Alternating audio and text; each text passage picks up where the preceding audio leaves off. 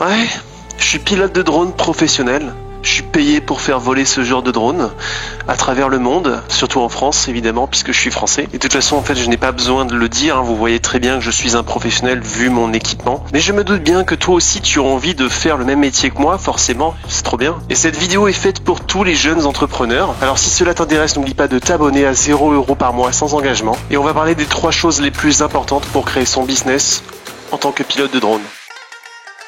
Ouais, 5 sur 5, ouais.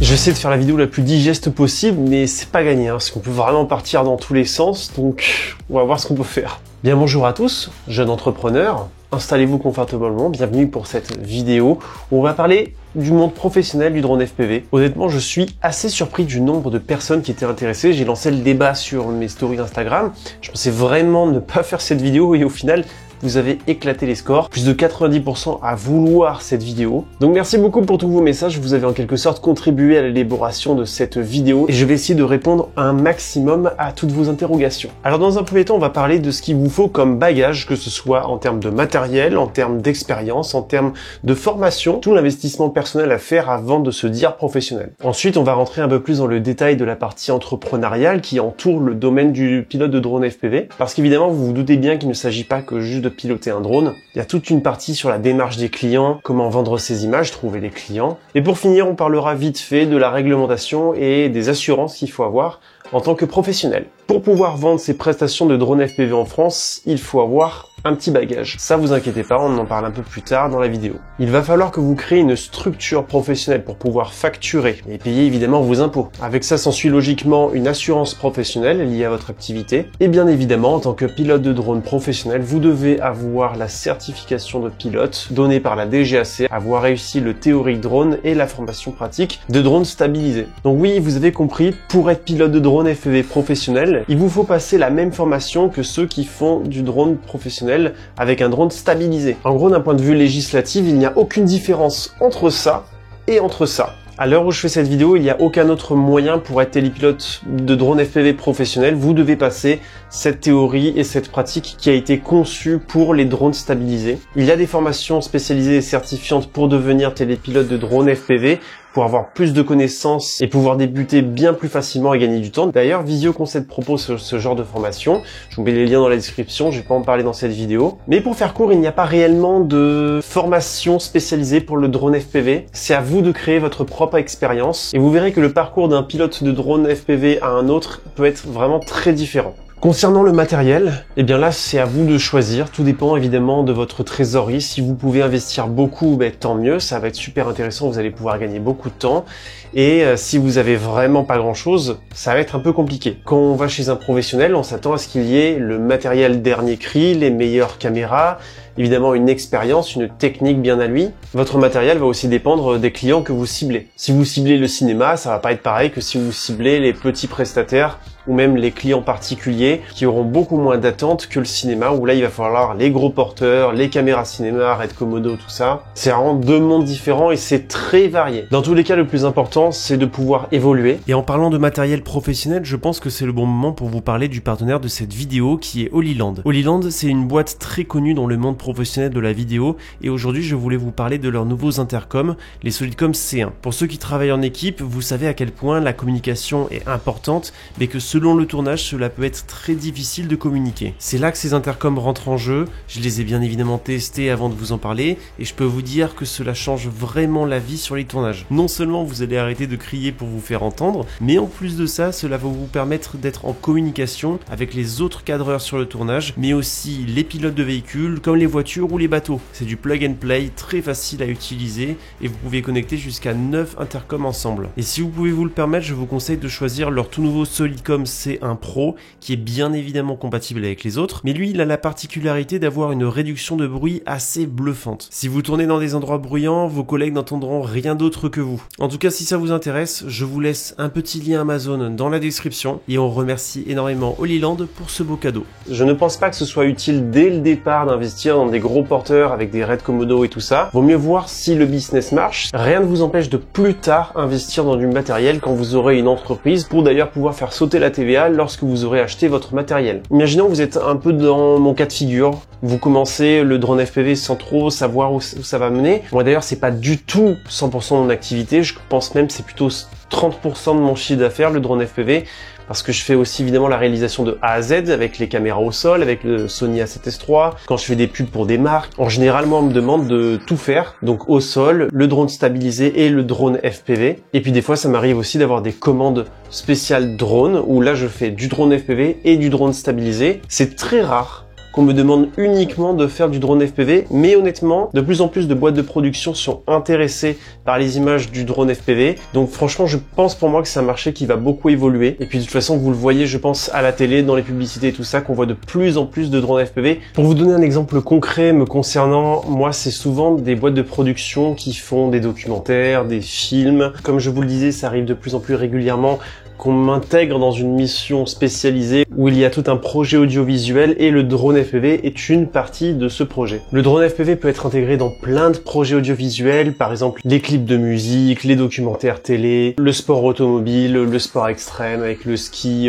le kitesurf, le base jump, tous les trucs Red Bull en quelque sorte. Après, c'est à vous de décider votre spécialisation. Moi, évidemment, ce que je préfère, de toute façon, vous l'avez remarqué, je pense, si vous me suivez assez activement, j'essaye d'aller dans les endroits où il y a le moins d'êtres humains possible. Et aujourd'hui, je suis principalement démarché par des boîtes de production qui font des documentaires, par exemple France Télé, Arte, comme je vous l'ai déjà dit, Yann Arthus Bertrand, puis d'autres qui font des projets audiovisuels consacrés à 100% sur le drone et l'univers d'ambiance. J'ai un très gros client qui me fait d'énormes commandes sur le drone FPV, je peux pas vous en parler pour l'instant parce que le projet est pas sorti, mais il y a plus d'1 an de travail. Mais comme tout professionnel, c'est à vous de décider votre propre spécialisation, l'automobile, le nature, le drone indoor et tout ça. Donc forcément, votre matériel va dépendre de votre spécialisation. Si vous êtes dans le cinéma, mais forcément, vous allez devoir investir dans un gros porteur avec une caméra cinéma. Si vous faites de l'indoor avec beaucoup d'immobilier, des concessions automobiles et tout ça, vous allez devoir privilégier des drones comme ça, des drones avec des protections.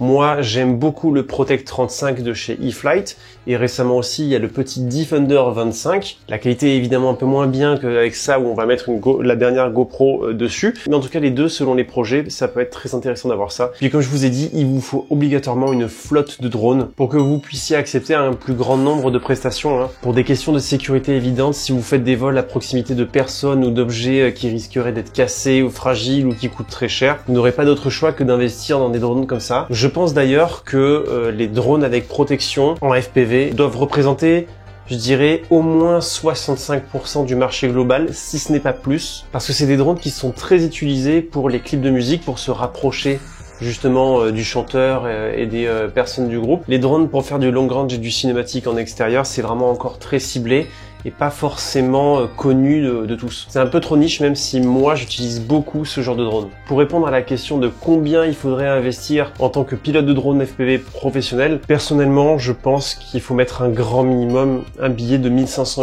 €. Ça paraît logique, hein. Si on veut en faire son métier, faut mettre des sous. Si vous avez un pilote professionnel qui a un matos qui vaut 500 €, c'est pas un professionnel. Puis de toute façon, 1500 €, vous allez le rentabiliser vraiment rapidement. Ça, c'est dans l'optique où vous achetez un drone avec des protections d'hélice, un drone pour du long range, pour du vol d'extérieur. Évidemment, le système de transmission HD de chez DJI, une radiocommande, un bon parc de batteries, on va dire 8 batteries, je pense que c'est bien. Et pour ceux qui se posent la question, pour le cinéma, le tout, ça va être quelque chose comme 4000 € le drone, grand minimum. Puis ça peut très vite monter si vous mettez des RAID Komodo dessus. De toute façon, ça sert à rien que je vous précise cette catégorie parce que ce ne sont que des personnes très concernées par ce milieu qui vont vouloir être intéressées, donc c'est pas destiné aux débutants et en tout cas aux néophytes en la matière. Mais pour terminer là-dessus, moi je n'ai pas de gros porteur pour l'instant. J'aimerais en avoir un personnellement, on va dire un gros porteur avec une RAID Komodo dessus, même si j'ai de plus en plus de clients qui aimeraient bien que j'ai un gros porteur. Ce n'est pas du tout le centre de mon activité, j'ai pas envie de trop investir là-dedans. Surtout, j'ai le statut auto-entrepreneur, je suis pas encore en société, donc je n'ai pas encore le retour sur TVA. Donc pour moi, c'est pas encore rentable d'acheter un porteur, donc patience, puis j'ai vraiment envie. Et bien évidemment, la chose la plus importante en tant que pilote FPV professionnel, c'est l'expérience. Vous ne pouvez pas prétendre vendre une prestation de pilote de drone FPV si vous n'êtes pas expérimenté. C'est du pilotage technique avec de la grosse prise de risque. Vous devez être capable de faire tout ce que vous demande votre client. Si vous devez passer dans une fenêtre de voiture, si vous devez suivre des voitures, si vous devez faire du gros RASMOT sur de grandes distances et tout ça. Après, bien évidemment, beaucoup de clients n'ont pas conscience de la technicité de ce que c'est un drone. Moi, par exemple, on m'a demandé de voler pour faire semblant d'être le vent. Ils voulaient qu'il y ait du vent. Mais évidemment, piloter un drone lorsqu'il y a des rafales à 70 km/h, ce n'est pas possible si on veut espérer avoir de belles lignes cinématiques et faire du beau RASMOT sans à-coups et avec une belle autonomie. Donc voilà, n'oubliez pas aussi de parler de toutes les contraintes techniques liées au drone FPV, mais il faut pas mélanger l'inexpérience et les problèmes techniques liés au vol. Pour moi, on peut estimer être pilote de drone professionnel à partir d'1 an d'expérience de drone, en tout cas dans le monde du FPV. Tout dépend évidemment aussi de ce qu'on vous demande, hein. Si c'est un petit plan qui fait partie d'un ensemble, c'est qu'une infime partie qui n'a pas d'importance, pourquoi pas avec moins d'expérience. Mais si vous voulez vraiment vous professionnaliser et vous focus dans le monde du FPV, vous aurez plus de légitimité, vous serez plus sûr de vous si vous vous dites que ça fait au moins 1 an que vous pilotez et que vous avez vraiment beaucoup piloté. Et comment on acquiert cette expérience? C'est assez simple. Les projets professionnels que vous aurez l'opportunité de réaliser, mais aussi et surtout les projets personnels. Si j'avais pas réalisé de projets personnels, j'aurais jamais eu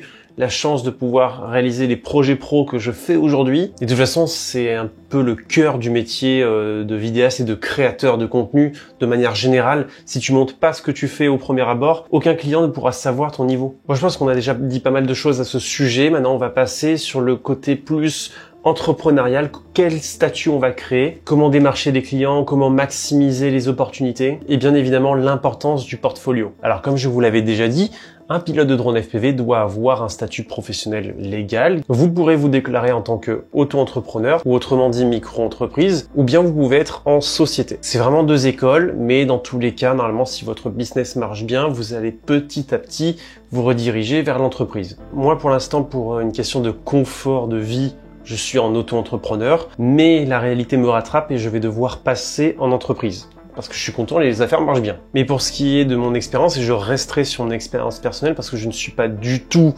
expérimenté et expert dans le sujet, donc je vous parlerai que de mon expérience forcément. J'ai créé mon statut vraiment tranquillement à la fin de mes études et tout ça pour pouvoir facturer de temps en temps.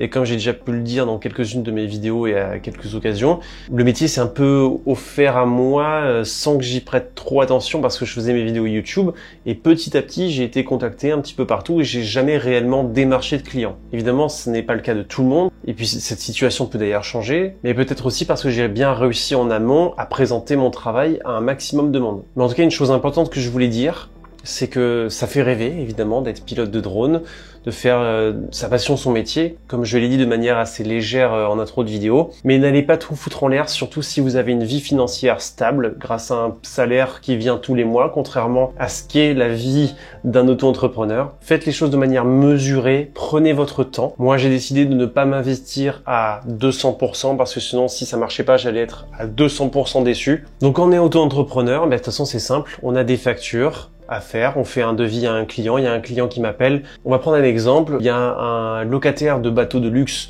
qui m'appelle et qui me dit voilà, je voudrais promouvoir mon entreprise, mon activité de location de bateau et je voudrais faire une vidéo promotionnelle sur le sujet.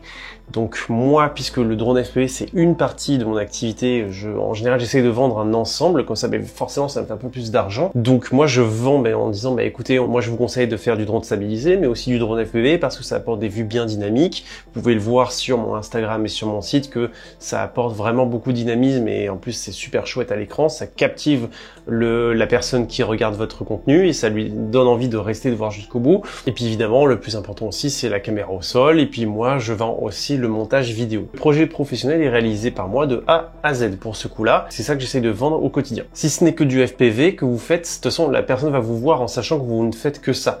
Donc vous n'avez pas forcément besoin d'expliquer tout l'intérêt du FPV puisque il aura compris en amont l'intérêt. Pour retourner sur cet exemple de cette personne qui veut promouvoir son activité de location de bateau, Ben là, ça va pas être de l'arrêt de Komodo sur un gros porteur, ça sert à rien parce que ça va être des journées qui vont coûter beaucoup trop cher pour lui, ça va pas être rentable. Moi, je vais prendre mon Stormbreaker 6 pouces avec une GoPro 10 dessus, la stabilisation Real Steady, il ne va y voir que du feu. En général, les clients essaient de pousser le prix de la prestation et le temps consacré au tournage au plus bas possible.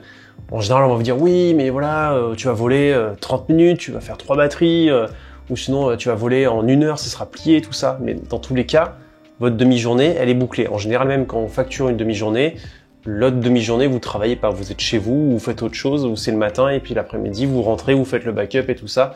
Donc vous, une demi-journée, en général, vous y consacrez en fait une journée de travail. Mais vous êtes obligé de le facturer en une demi-journée. Moi, personnellement, je facture en demi-journée, en journée, et puis si c'est sur plusieurs jours, je vais réduire évidemment le prix de la journée, mais c'est facturé au nombre de jours et pas au nombre de batteries que je fais, au nombre de temps sur place. Le prix peut énormément varier d'une personne à une autre, selon évidemment votre emploi du temps, selon aussi l'estime de soi. Si vous vous dites que y a aucun autre pilote en France qui est capable de faire ce que vous faites, eh bien faites péter les scores, on verra bien si ça marche ou pas. Essayez de viser en tout cas vers le plus haut possible, parce que c'est la meilleure façon de valoriser notre travail. Il y en a, ils pensent que voilà, on fait voler des petits drones qu'on a créés nous-mêmes, ça nous fait plaisir. Déjà, on est content de pouvoir faire ça et notre métier, et puis voilà, un petit billet de 50, voilà, ça c'était ça il y a pendant longtemps. En général, le prix d'une prestation vaut un petit peu le matos que vous faites voler. En général, une journée avec un gros porteur, c'est dans les 3000 €, ça peut monter à 5000, voire même des fois beaucoup plus. Pour du drone FPV classique, une journée, on va dire, vraiment je prends la moyenne, c'est 800 €. Moi, je facture un peu plus selon les projets.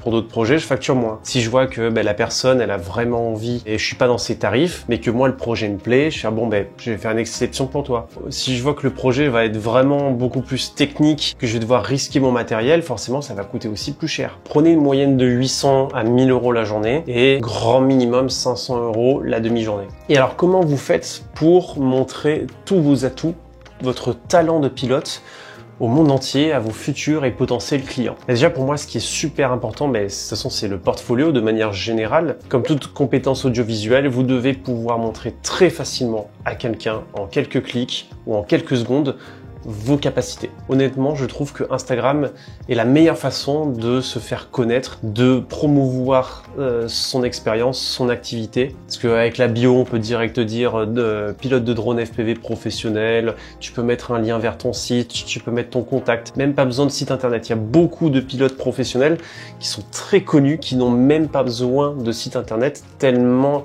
ils marchent bien et tellement tout le monde veut travailler avec eux. Mais bon, si vous regardez cette vidéo, c'est que vous n'êtes pas ces gens-là. Et la meilleure chose que je peux vous conseiller aussi, c'est de faire un petit site internet. Vous pouvez vous balader sur le mien en exemple, n'hésitez pas.